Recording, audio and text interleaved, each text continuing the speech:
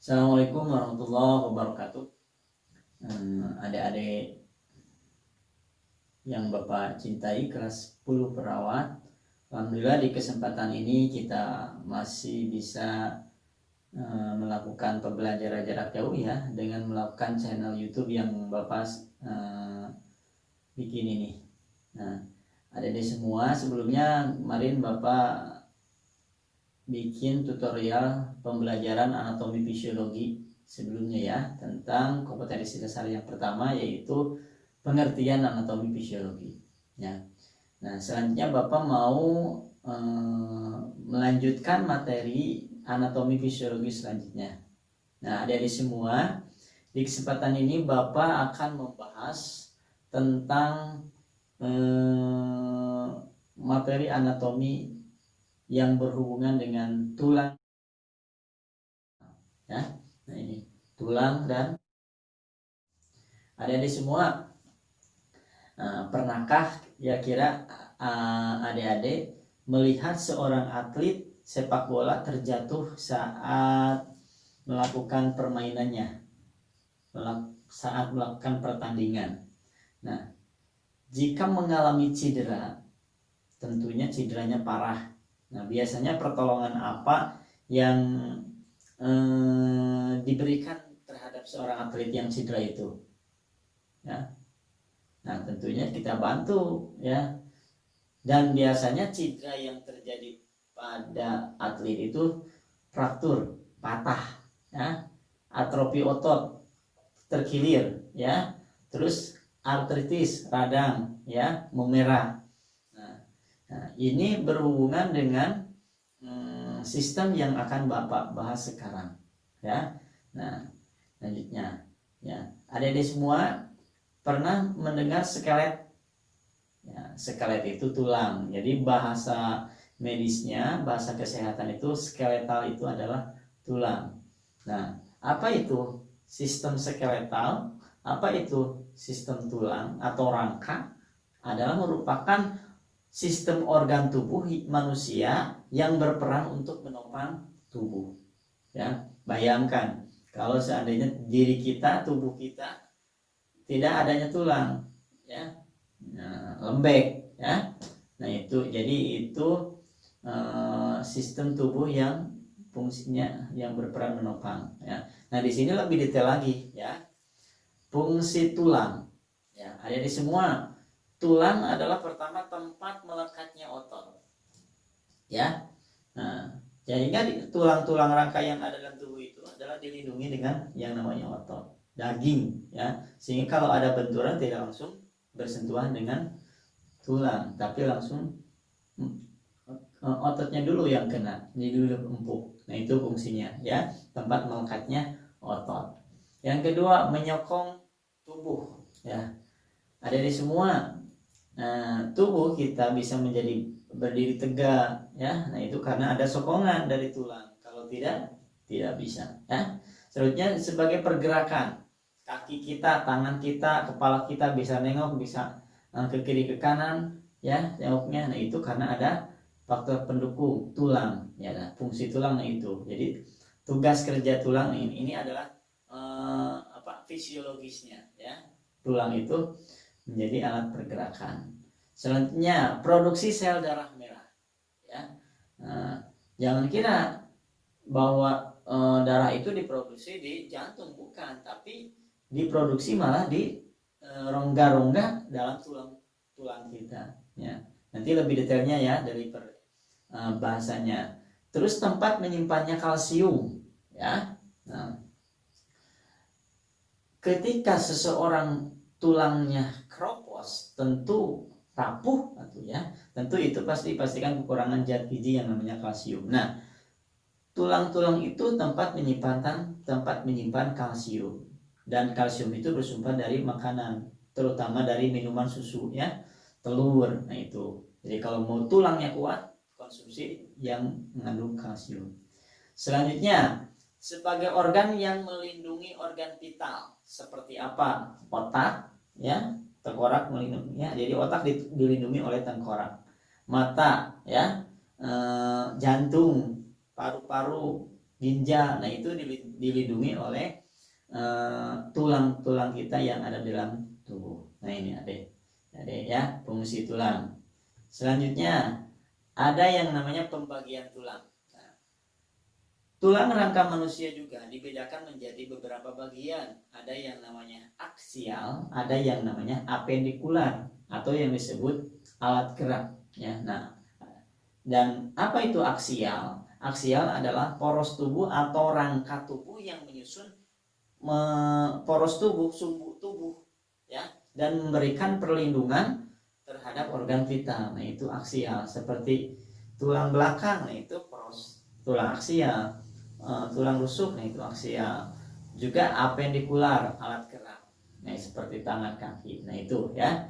Nah selanjutnya kita bahas secara detailnya tulang rangka dari mulai atas ya. Pertama tulang tengkorak. Tulang tengkorak ini terdiri dari beberapa tulang ya. Satu namanya tulang kepala belakang atau yang disebut os occipital. Nah ini ya. Jadi ini os occipital. Selanjutnya ada parietal. Nah, parietal tulang ubun-ubun dua ya. Os parietal dua ya. Ada frontal satu ya. Nah ini os frontal, parang ya, tulang dahi. Os temporal 2, kiri kanan 1, 2. Nah ini di belakang sekitaran telinga. Ada etmoidal, nah tulang tapis. Nah ini ya di sekitaran mata. Ada tulang baji, sphenoidal ya di sini ya. Ada tulang rahang, maxillaris. Ya, ini tulang rahang atas. Tulang rahang bawah, mandibularis. Ya, ini satu. Zygomatikum. Nah, ini ya tulang pipi. Os palatum, alak-lakan, nah, di atas. Nah, ini dua ya. Os nasal, hidung, ya.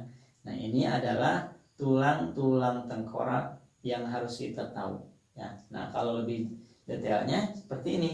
Nah, nanti bisa dipahami ya. Mana parieta, mana frontal, nah, mana tulang ubun-ubun. Nah, ini adik-adik bisa nanti mendalaminya ya. Nah, ini sebagai gambarnya ya. Selanjutnya ada yang namanya tulang rangka tubuh. Nah, dari semua tulang rangka tubuh atau disebut juga tulang dada. Nah, ini fungsinya untuk perlekatan otot melindungi organ vital seperti paru-paru, seperti jantung, lambung, ginjal. Nah ini di tulang rangka tubuh ya. Nah ini ada yang namanya sternum, tulang dada ya. Satu ini paling tengah yang ujungnya. Ada dua tulang kostai, 12 pasang iga ya.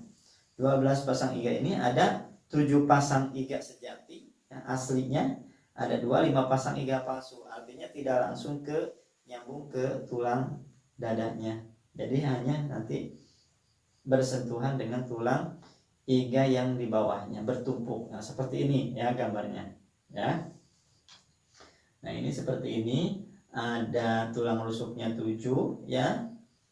Atau tulang iga sejati 7, tulang rusuk yang palsunya atau yang ininya 5 ya. Nah, itu. Nah, ini secara gambarannya silakan adik-adik mendalami memahami ya gambar ini. Selanjutnya ada yang namanya tulang columna vertebralis. Adalah merupakan penyusun rangka aksial. Ya, aksial itu adalah tulang penopang sumbu tubuh yang utama yang berfungsi menopang tubuh manusia dalam posisi tegak. Ya. Nah, ini karena dibantu oleh columna vertebralis, tulang columna. Nah, ini terdiri daripada beberapa tulang. Ada 7 vertebra cervicalis yang nyambung ke bagian leher, 7 tulang. Ada 12 vertebra thoracalis ya, di bawah tulang dada, thoracal. Ada lumbalis ya, 5 itu di bawah di belakang lambung, nah, lumbalis. Ada sacralis ya, di atas tulang panggul, di belakangnya ada coccygeus, 4 vertebra coccygeus, tulang ekor ya. Nah ini columna vertebralis atau tulang belakang ya.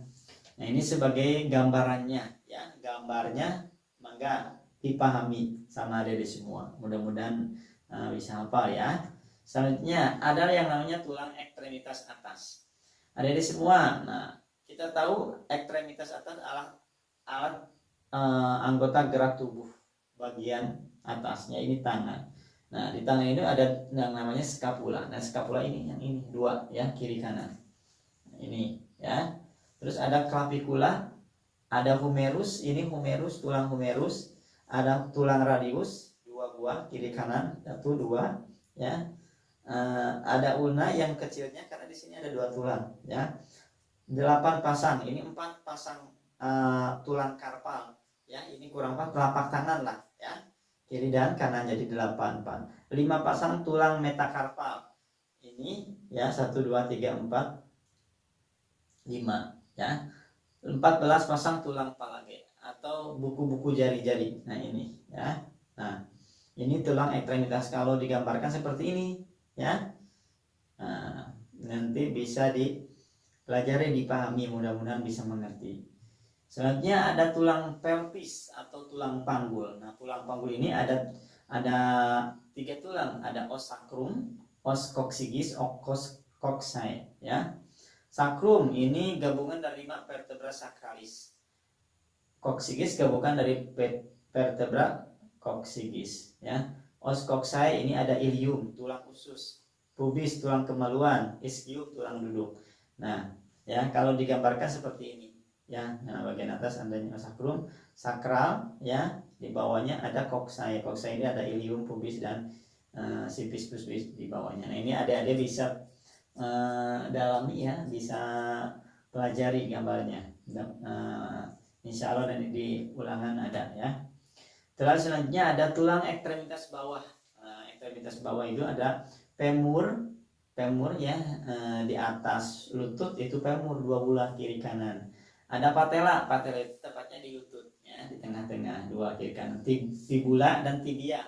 Nah itu di bawah lutut ya. Tarsal ya, telapak kakinya 14 buah.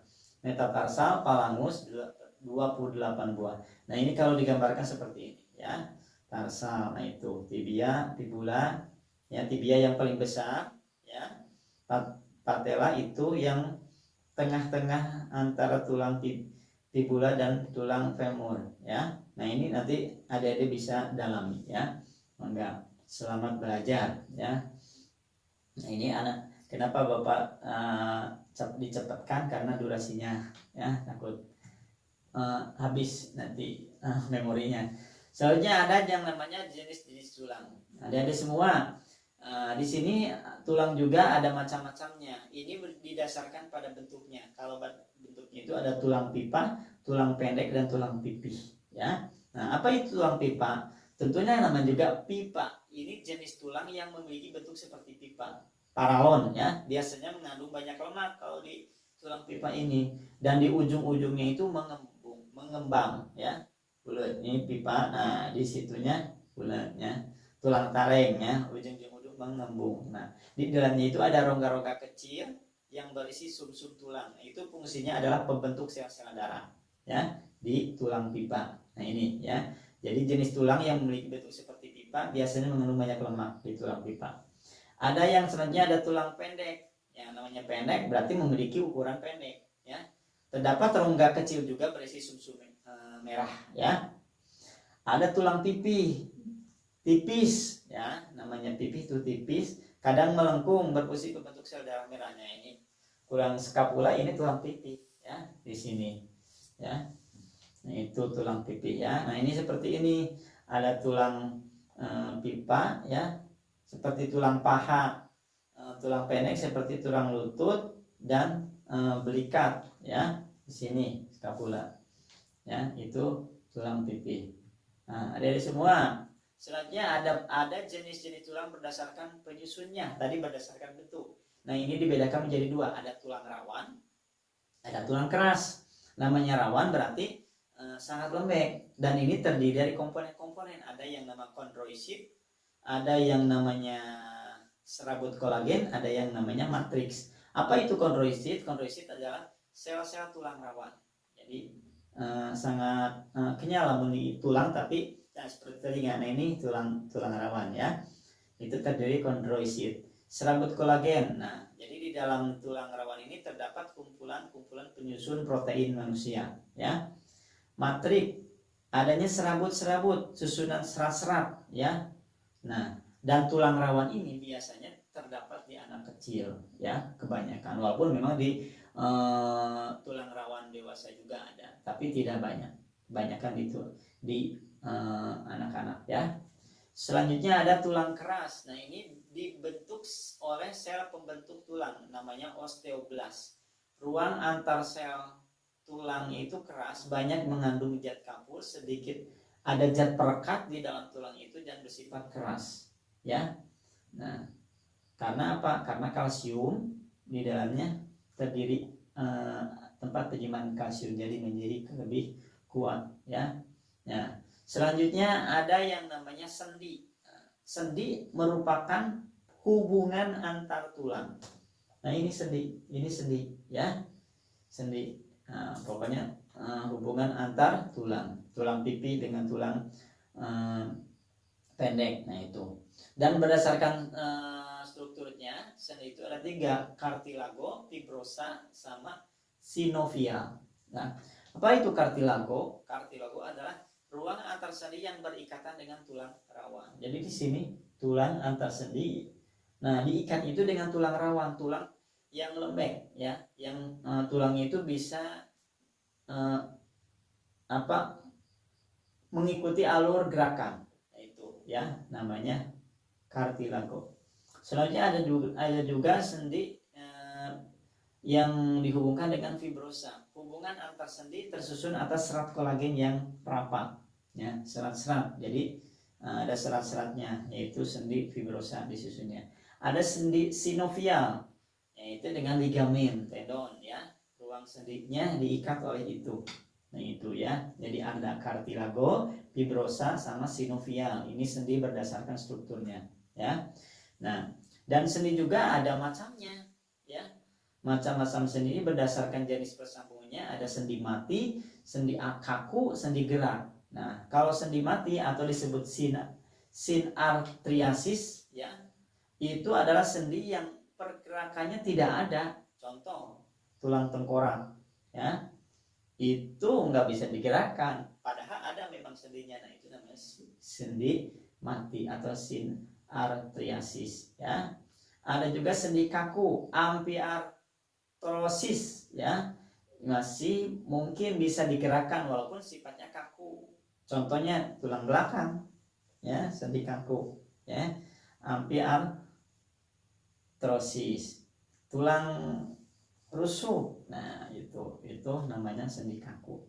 Ada lagi sendi gerak, diartrosis. Sendi gerak pergerakan bebas, ada tangan ini bebas ya. Nah, jari-jari kepala ini itu sendi hubungan antar tulang yang pergerakannya bebas, sendi geraknya. Jari-jari ini banyak sendi diartrosisnya ya. Jadi sendi mati, sendi kaku, dan sendi gerak itu berdasarkan persambungannya ya, macam-macam sendi.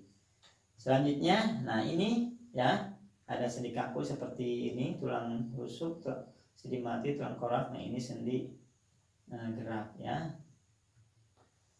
Nah, selanjutnya ada yang namanya sistem muskulus. Nah, sebelumnya Bapak membahas skelet, tulang. Nah, disambung dengan otot. Muskulus itu otot. Jadi otot itu merupakan alat gerak aktif yang membantu tulang bisa bergerak. Nah, dibantu dengan otot. Kalau otot tidak ada, tulang juga tidak akan bergerak. Makanya dibantu, saling berhubungan.